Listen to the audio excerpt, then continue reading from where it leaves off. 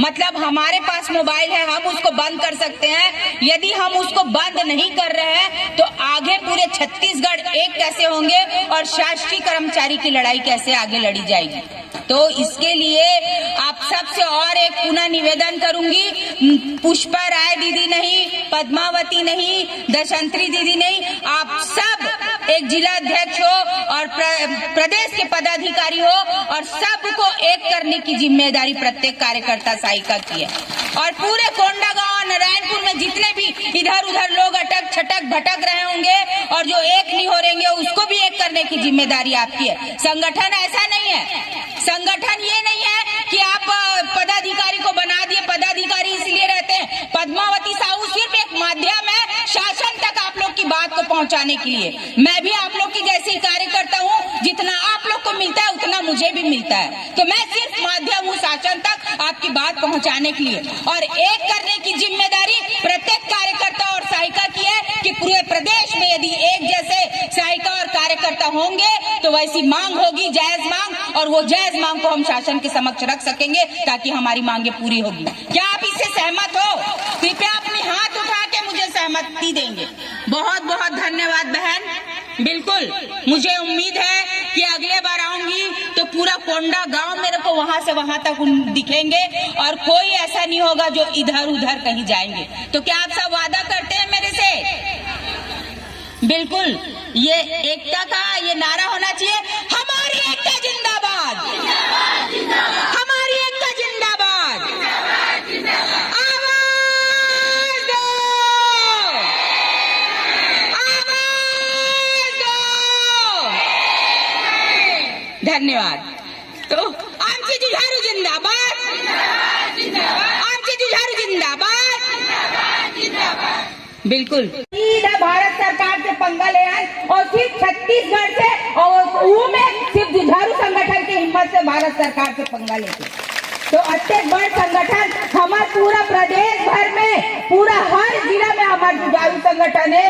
तो वहाँ आप मन भी शामिल होके हमारा मतलब बहुत बहुत हमारे मन बहुत धन्यवाद देते हैं आप मन और आभारी भी हैं आप मन बजा दीजिए, क्योंकि इनके बिना हमारा कोई अस्तित्व नहीं है। जहाँ भी हम जाते हैं या जहाँ भी हमारी बातों को शासन तक रखना रहता है तो बहुत ज्यादा इनका रोल रहता है।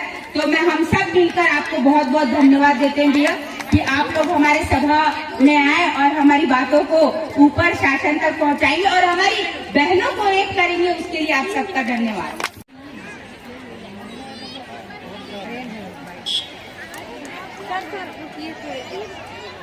हमारी एकता जिंदाबाद, हमारी एकता जिंदाबाद। एक है, एक है,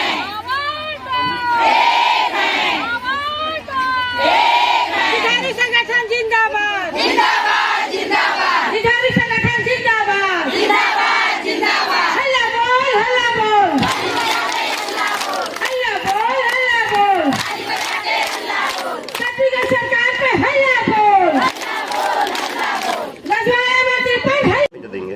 जी, मैं पद्मावती साहू, छत्तीसगढ़ जुझारू आंगनबाड़ी कार्यकर्ता सहायिका कल्याण संघ की प्रदेश अध्यक्ष। जैसा कि आप सब जान रहे हैं कि आज हमारा कोंडागांव में आगमन हुआ है। हम प्रदेश के पदाधिकारी हैं और सभी हम लोग आज कोंडागांव में यहाँ पर बैठक लेने आए हैं हमारे जुझारू संगठन का। और ये खास मकसद आज का आने का यह है कि हमारा एक पोषण ट्रैकर ऐप है जो शासन के द्वारा दिया गया है, पोषण ट्रैकर भारत सरकार का, जिसके तहत हमारा सभी दिनचर्या उसमें हम लोग भरते हैं। वो एक ऐप है और उसमें हम लोग का मानदेय भारत सरकार के द्वारा आता है।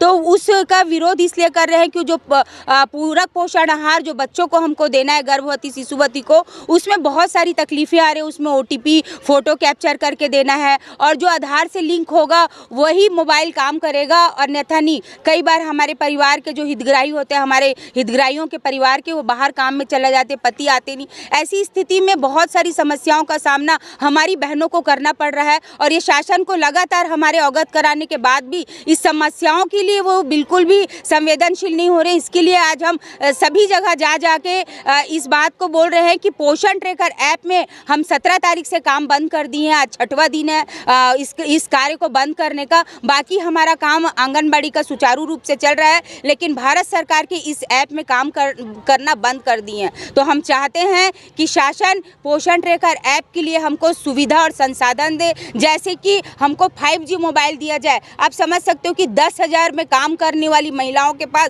कहाँ से सुविधा और संसाधन आएंगे। वो अपने जेब से लेके अपने पतियों के, अपने परिवार का मोबाइल लेकर यह काम कर रही है, जो कि कहीं ना कहीं महिलाओं के साथ में बहुत ज़्यादा उनका शोषण हो रहा है। उन्हीं के मानदेय से वही मोबाइल खरीद कर और वही सरकार का काम कर रही है। तो इसको बंद करे सरकार और जल्द से जल्द उनको मोबाइल दे नया वाला और पूरा भरपूर नेट खर्च दे। और इसका प्रशिक्षण भी नहीं दिया गया है, तो इसका सही प्रशिक्षण दे। और सबसे पहले पूरे प्रदेश का काम आप लेते हो, पूरे हर विभाग का काम हमारी बहनें हंसते हंसते करती है, पूरी आंगनबाड़ी कार्यकर्ता सहायिका, लेकिन पूरे शासन का कार्य करने के बाद भी आप उसको शासकीय कर्मचारी घोषित नहीं करते हो। तो हमारा शासन से जल्द आग्रह है कि आप जल्द से जल्द हमको शासकीय कर्मचारी करें और सुपरवाइजर भर्ती में 100% कार्यकर्ताओं को हमारी ये भी मांग है कि उनको पदोन्नत दिया जाए और सहायिकाओं को कार्यकर्ता पद पर प्रमोशन दिया जाए 100%, ताकि हमारी जो बहनें पढ़ी लिखी हैं उनको राहत मिल सके। इन सभी मांगों को लेकर हम सरकार से लगातार हमारी लड़ाई जारी है। पहले भी, पिछले बार भी संघर्ष हो चुके हैं और इस बार भी यह संघर्ष जारी। तो हम चाहते हैं कि सरकार जल्द से जल्द हमारी मांगों को पूरा करे, और अन्यथा हम सब अनिश्चितकालीन बहुत ही आगे हमारी रणनीति बनेगी और बिल्कुल अनिश्चितकालीन में जाने के प्रयास में है पूरे प्रदेश की सभी आंगनबाड़ी कार्यकर्ता सहायिका। मंथली राशि भी आप लोग की कम है?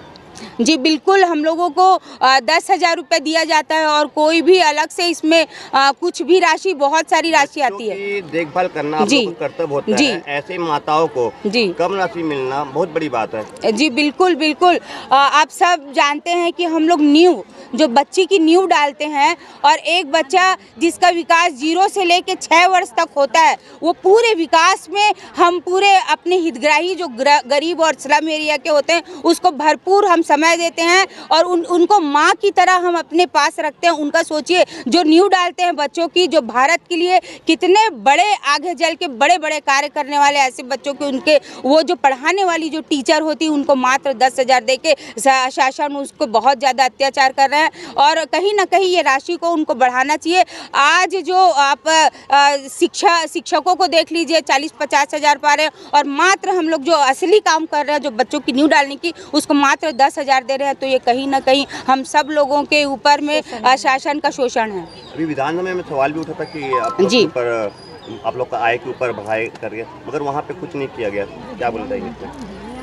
वहाँ भी कुछ नहीं, हम लोग के लिए कोई कुछ नहीं सोचता है। पता नहीं है 1.25 लाख की महिलाएं पूरे प्रदेश भर में हैं। इसको देखते हुए भी शासन के कान में जू क्यों नहीं चलता है? लगातार इतना संघर्ष करते हैं, इतनी लड़ाई होती है, रायपुर में जाकर धरना प्रदर्शन करते हैं। उसके कारण भी कई बहनों का इतने दूर दूर से आते हैं, उनका एक्सीडेंट हो जाता है, कई लोग घायल हो जाते हैं, फिर भी सरकार की आंखें नहीं खुलती है। पता नहीं महिलाओं के लिए कब जागरूक होगी सरकार और कम से कम हमको शासकीय करे, या जो 26,000 रुपये जो अन्य श्रम कानून के तहत जो दिया जाता है, कम से कम वही हमारी बढ़ोतरी करे। हम चाहते हैं कि हम जल्द से जल्द हमको शासकीय कर्मचारी घोषित किया जाए।